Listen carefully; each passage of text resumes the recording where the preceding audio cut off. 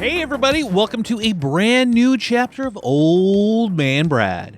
Whether you are new to the show or returning for another chapter, thank you so much for giving me a listen. If you love the show, drop me a review on your favorite podcast app or become a patron, patreon.com/oldmanbrad. This chapter, I'm going back to summer camp. You know, a couple weeks ago, we went to summer camp with Marshmallow, but now heading back with the new film, Hell of a Summer. And I have some mixed thoughts on it. We'll get into that here in a little bit. But before we dive into it, I want to say, join me May 16th and 17th for Livestream for the Cure. My buddy Nick, who does Livestream for the Cure, an event that brings together content creators from all around the world as we raise money for cancer research. This is his 9th year doing it. This is a fantastic event. This will be my 7th year being a part of it. But May 16th and 17th, I will be on live May 16th at 11 p.m. We're going to be playing some games, but join in, donate if you can. I have a link in the description for early donations. Tune in that weekend and let's raise money for an awesome, awesome cause. All right, let's dive into Hell of a Summer. You're 24 years old and you're still going to summer camp. I'm working at camp. Which way are we going? How many summers does a guy get to spend here? A lot, apparently. I know a few of you are first-time counselors. Phones go in the basket. Let's also remember, no drinking, no smoking. Let's get fucked up. Hi, Chris. Hey, Shannon. We were talking by the fire, and... Does head mean anything to you? She blew you? What? No, I blew her. Best counselor weekend yet. Mike?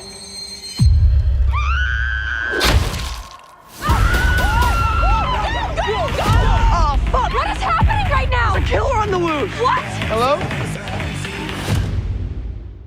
It's a simple synopsis this week. The counselors of a summer camp are terrorized by a masked killer. Can't be any more simple than that. This is written and directed by Billy Brick and Finn Wolfhand, and it stars the same Billy Brick and Finn Wolfhand, as well as Fred Hetchinger, Abby Quinn, Krista Nazer, Matthew Finlan, Daniel Gravel, Julia Doyle, and others. This came out in the theaters, I think it was a few weeks ago. It is now available on VOD to purchase and rent. I was like, you know what? Let's do some more summer camp movies because I love summer camp horror movies. Just like Marshmallow. Marshmallow is one of my top movies of the year. If you haven't seen that, go check it out. But I'm like, just give me more. I'll eat this stuff up. There are so many of these camp, slashers, camp horror, camp, all kinds of things. And this one is kind of a love letter to the camp horror, camp comedies, but it definitely leans a little more comedy than it does the full-on horror. And honestly, that's one of my complaints about it. Like this movie overall, it was good, but it wasn't great. I felt like they pulled back on some things that it could have done better.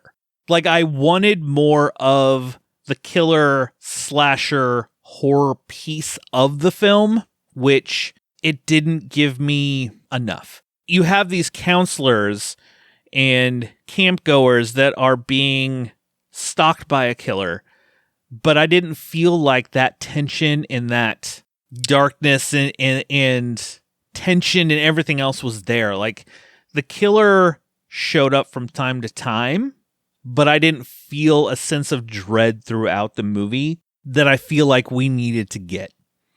And a lot of the kills, unfortunately, happen off screen. There are a couple that are pretty good. A lot of them happen off screen, or they will find, said person later.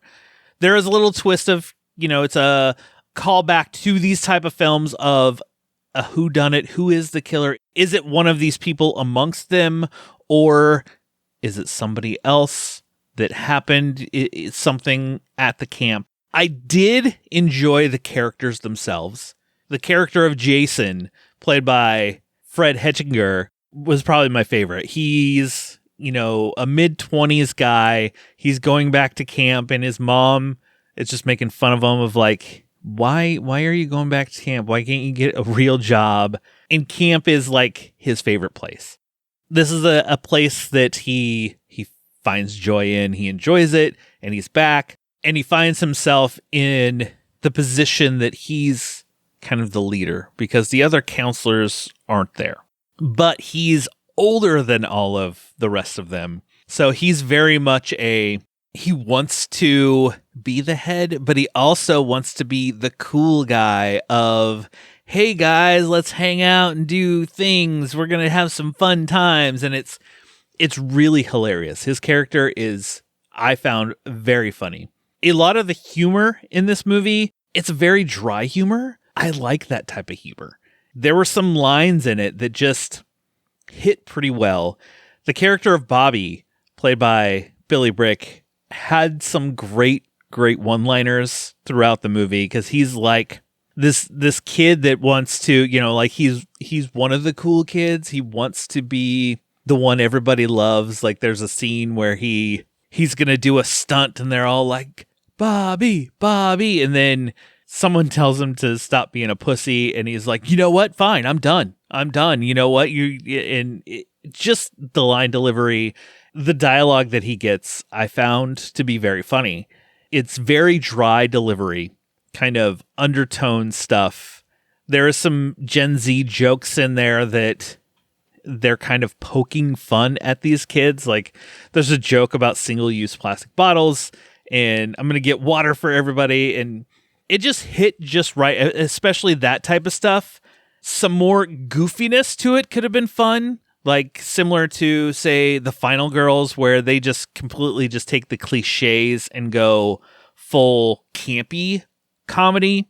This kind of totes that line of it wants to jump into a campy or campier, no pun intended, side of humor, but it doesn't quite go over. Same with the slasher. Like it gets to a point where it's like you're in a slasher of somebody in a mask and everything else killing off these campers, but it doesn't take itself to the next level.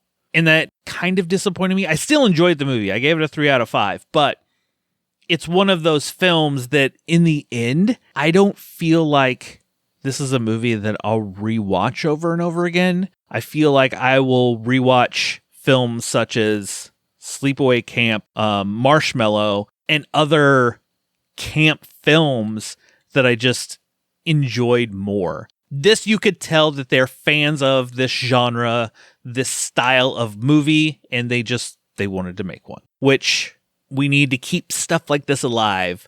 I don't want to lose the love for these type of films. As directors, it would be cool. I hope Billy Brick and Finn Wolfhard, who is from Stranger Things, that they do more of these fun kind of movies. It's cool. Take me back to camp. Take me back to another slasher, or take it to the next level. That's what I want to see if you continue on with this. I didn't hate the movie. I enjoyed the watch, but I wanted more, and I felt like it was holding back. Well, that's enough of my ramblings about Hell of a Summer. Now it's time to add a double feature to this. So what I've been doing this year on the show is everything that I talk about on the show, I come up with another movie that you can double feature this with. I love a good double feature, especially movies that kind of play well together. They don't always have to be the same kind of movie, but I feel like, movies that just play well together. And my pick for this chapter to play with Hell of a Summer is another camp movie. You would think The Final Girls could go with it, or Marshmallow in a way, but as I was watching this movie, another camp horror comedy that kept popping in my mind as I'm watching it is a movie that you can watch on Tubi, and it's called She Came from the Woods. This came out a couple years ago, and it's directed by Eric Blomquist, who also did the Founders Day movie that came out. But this is a movie, She Came from the Woods. This is a film that is very much, it's set in the 80s. It's that full cheesy camp movie. And then there are various horror elements thrown in with slasher, supernatural, and other things. And you have your cliched characters. It does hit some of that campiness, taking that campiness a little further. But hell of a summer with She Came from the Woods is my double feature pick for this week. And I also want to tell you about Frightful Fridays, third Friday of the month. Come out, watch a horror movie with me at the Esquire Theater. Our pick for May on May 16th. May 16th is a busy day. I have Livestream for The Cure that night.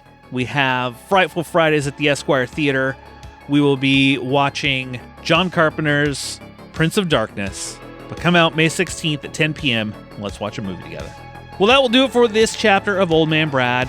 Just make sure you subscribe to the show and you will never miss any episode that drops over here at Old Man Brad, whether it is Tales from Tubi, these main episodes, or my series Verses. But if you subscribe, you will never miss any of them. I will be back soon with a brand new episode. Just snuggle up in that blanket, turn off the lights, because it's okay to be scared. We'll talk to you later, everybody.